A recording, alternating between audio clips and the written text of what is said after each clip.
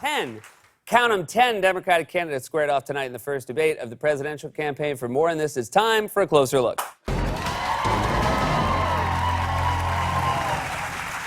Donald Trump is constitutionally incapable of sharing the spotlight with anyone, and so is 10 Democrats prepared to take the stage for their first primary debate tonight. He went to something called the Faith and Freedom Conference to gurgle up a bunch of old man nonsense. We're saying Merry Christmas again. Do you notice? Remember? I usually save that for November, December, but I was just thinking, they were all taking it down off the department stores, everything. You'd see a big red. They'd say Happy Holidays. No Merry Christmas. They're saying Merry Christmas again. It's very interesting. Our president may not be the best at the Bible. He may not have read it 2,000 times, but he's the best for us. My wife watched. I said, you have to see this. It's a great invention. It's called TiVo. Okay? I don't want to be advertising, but you know, it's like better than television, because television, you never see it again. With TiVo, you play it back. I played it back. Oh my God, get me off this cruise ship. Is this a presidential speech or bingo night? This guy shouldn't be standing behind a presidential seal. He should be wandering down the hallway of a group home with a nurse chasing after him, screaming, Donald, your gown is on backwards. I'm sorry. You just heard about TiVo? Trump's brain is so permanently stuck in 1999. Have you heard of this new food they just came out with? It's called Go-Gurt.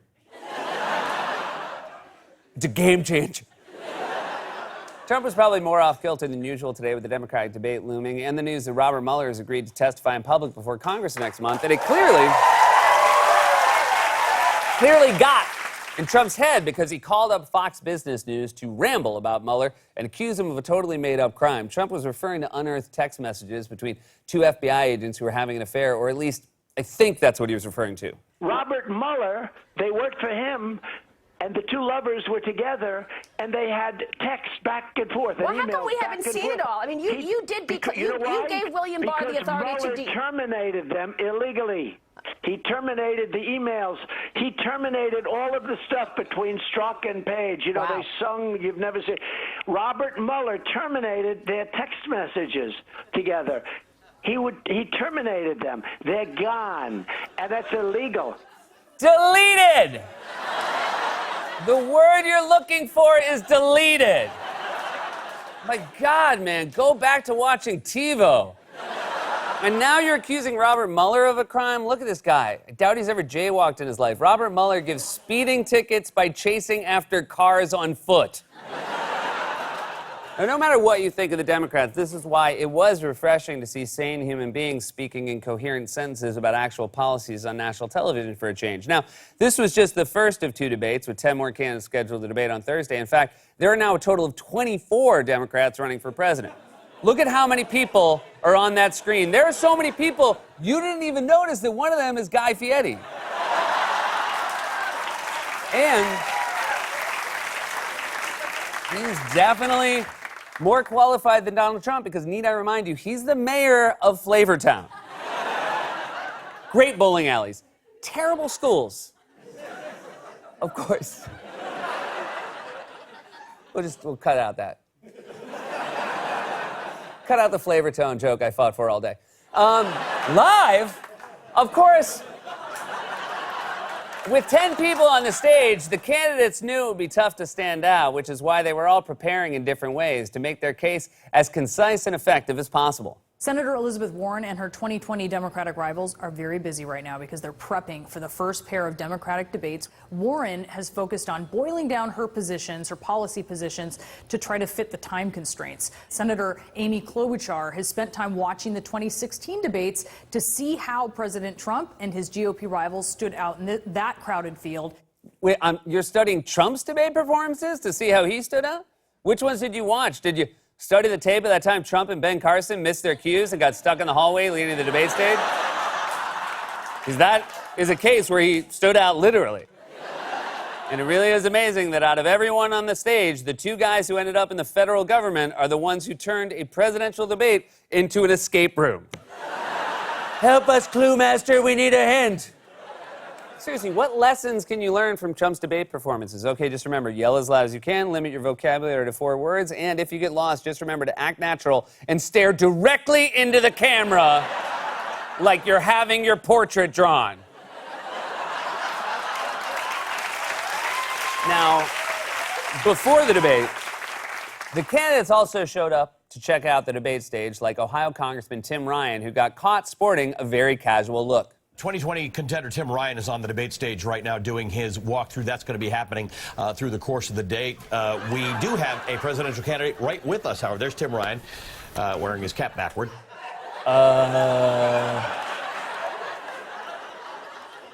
Hey, guys, there aren't cameras here now, right? Did you get confused and think this was your office softball game? You don't look like a candidate. You look like you should be pounding some Sam Adams tall boys at a Red Sox game. Now, say what you will about the Democrats, most of them seem to enjoy talking about policies, and the campaign so far has been incredibly substantive. Senator Kamala Harris has a plan for cash payments to middle-class households. Senator Bernie Sanders rolled out a plan to cancel all student debt, and Senator Elizabeth Warren was so excited to discuss her plans to tax the wealthy at a town hall that she could hardly contain herself. Thank you, Senator Warren, for being here. How do you plan to make sure the extremely rich pay their fair taxes? Whoa! Oh! Taxes! That question was Elizabeth Warren's Mardi Gras. Asking Warren that question is like walking up to Chris Cuomo at a party and going, hey, you know anything about CrossFit? And that excitement for talking about policy seems to have caught on because while the polls have stayed mostly flat so far, Warren's stock has been rising, and that's caught the attention of both the Democratic frontrunner Joe Biden and President Trump. New polling shows Warren's economic message is resonating with voters. In the latest NBC News Wall Street Journal poll, 26% of Democratic primary voters say they're enthusiastic about her candidacy. That's a 6-point bump from last month. It might explain why Biden's team is also reportedly getting a little worried about her rise. And President Trump's campaign is zeroing in on the threat that she could pose. Oh, come on. Donald Trump doesn't zero in. If anything, he zeroes out. And I especially can't imagine him zeroing in on Elizabeth Warren. For one thing, Warren literally did an interview where she was running to catch a train at Penn Station. Can you imagine if Trump was late for a train? Forget answering questions. Mike Pence would have to carry him on his back like a tired 4-year-old. So with Warren, the obvious standout coming into this debate, the other candidates were looking for ways to shine, and former Texas Congressman Beto O'Rourke settled on a strategy of going bilingual right out of the gate. This economy has got to work for everyone. And right now, we know that it isn't. And it's going to take all of us coming together to make sure that it does. Necesitamos incluir cada persona en el éxito de esta economía. I mean, I knew he was going to bust out his Spanish. I just didn't know it would be that quickly. Remember, Beto, you only have 1 bullet, so don't fire until you see the whites of their bang! Also, check out Cory Booker's face when it cuts to him during Beto's answer. Necesitamos incluir cada persona en nuestra democracia. Cada votante necesitamos. Now you might think that's of a face of a guy thinking, I can't believe you're pandering by speaking Spanish, but it's actually the face of a guy thinking, oh man, I was gonna do that. La situación ahora es inaceptable. De presidente ha atacado, ha demonizado los inmigrantes. Es inaceptable y voy a cambiar este. Not only do I applaud them speaking Spanish, you just know everyone in tomorrow's debate who doesn't speak Spanish is going to spend the whole day cramming. I think all Americans want answered. The question they want answered is, ¿Dónde está mi gato? Now, Beto has been struggling in the polls despite the national fame he gained from his Senate campaign against Ted Cruz, but he was still head and shoulders above some rivals in name and face recognition, like this guy. Congressman Delaney, do you agree? I think we need to do real things to help American workers and the American people. Okay, quick question. Who are you? You look like you were supposed to be in a lawn care commercial during the break, but they just accidentally let you stay.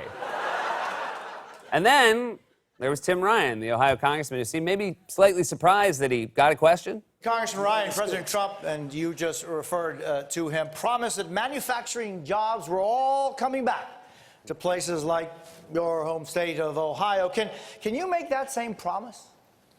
Yes, I believe you can. Tim Ryan always looks like his dog just talked.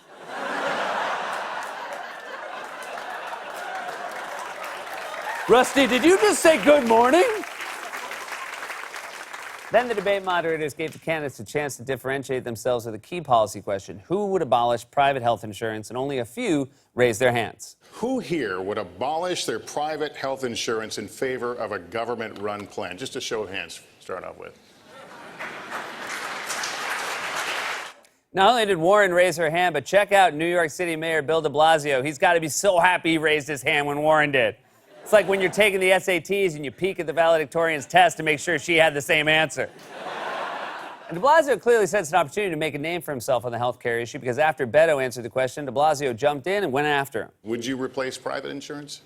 No, I think the choice is fundamental to our ability to get everybody cared for. Private insurance is not working for tens of millions of Americans. When you talk about the co-pays, the deductibles, the premiums, the out-of-pocket expenses, it's not working.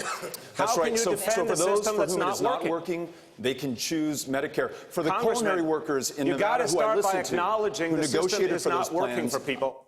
Look at those two. They look like stockbrokers who got too drunk at happy hour. So weird to watch two guys get into it who are both polling in single digits. It's like watching the New York Jets play guys who got cut from the New York Jets. De Blasio was so eager to get a word in that at one point, as they were cutting the commercial, he started yelling over the moderators. Put the American people first. Hey, but wait a minute. All right, we are out of time, and we're up against a hard break, but we will have much more. Mayor de Blasio will have more. The commercial is coming. Oh, man, that's so New York. It's like when you're trying to talk to someone as the subway doors are closing. Hey, what'd you call me? What'd you call me? What'd you say, pal? Of course, I'm referring to a time when the subway doors in this city closed. So, it was a very substantive issue, oriented debate, and after about an hour full of complex policy questions about everything from immigration to gun control to health care, the president decided to weigh in with his own contribution to the debate, tweeting, boring. Oh, I'm sorry, are you not entertained, Caligula?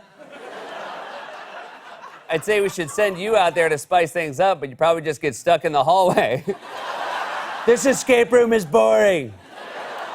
Also, don't you realize that most Americans are dying for things to be boring for a while? I fantasize about the day I turn on CNN and there's a banner that says, no breaking news. Things were also a little weird when the debate switched over to the second hour for moderators Rachel Maddow and Chuck Todd, who decided to start out with some friendly banter. Now, the candidates will have 60 seconds to answer, 30 seconds for a follow-up if necessary, and we will be ruthless if necessary. Yeah, we can do that. Mm-hmm. By the way, hi, Rachel. Hi, Chuck. How you doing? Good. Hey, guys, we don't need the hellos. We know you know each other. The candidates each get like 9 seconds to speak, and you're chatting it up like old college friends who ran into each other at Fuddruckers. It's like they were waiting for somebody to come by and take their order. But then once they got the hellos out of the way, they were ready to go with a smooth transition in the next portion of the debate. Many of you are calling for a restoration of an assault weapons ban. But even if implemented, there will still be hundreds of millions of guns in this country. Should there be a role for the federal government? Their other mics are on. Everybody's mics are on. I think we have I heard that too. That's okay. I think we had a little mic issue in the back. Control room, we've got contrary We have I think audio. we heard, yeah, we have the audience audio. What's happening? We are hearing our colleagues' audio. If the control room could turn off the mics. Y'all were trying to be the news. Yeah, if the control room could turn off the mics of our previous moderators, we will. I think it's the prior moderators. You know, we prepared for everything. Guess what, guys? We did not prepare for this. We are going to take a quick break. We're going to get this technical situation fixed. We will be right back. Maybe you guys should have spent more time checking the audio and less time saying hello to each other. I'm surprised Warren didn't bust out a toolkit. I can fix it. And of course, our TV game show host president who has nothing to say about policy had plenty to say about the technical glitch, tweeting NBC News and MSNBC should be ashamed of themselves for having such a horrible technical breakdown in the middle of the debate. Truly unprofessional and only worthy of a fake news organization, which they are. Boring. Hey, man, I wouldn't be tweeting about technical glitches. You think TiVo is new technology. NBC needs better audio equipment. They should have used a Zune. Although you know he was TiVoing that moment multiple times. Melania, get in here and watch Sleepy Chuck Todd get interrupted. Bloop, bloop. But a big question underlying all these policy debates is this. How will you get your agenda passed if there's a Republican Congress? The moderators asked Warren if she had any ideas for dealing with that, and her answer was unequivocal. Do you have a plan to deal with Mitch McConnell? I do.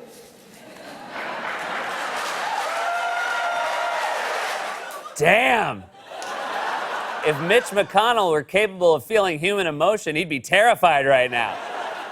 That's the moment everyone else wondered, maybe I should just go. That was like when the matriarch of a Southern dynasty stands up at the dinner table and says, I've made a decision. When Warren said that, Booker's face got permanently stuck like that, and Tim Ryan's hat flew back onto his head. Everyone was eager to get a word in, like Washington Governor Jay Inslee, who's running a campaign focused primarily on climate change. She tried to get some attention from the moderators and then made it kind of weird.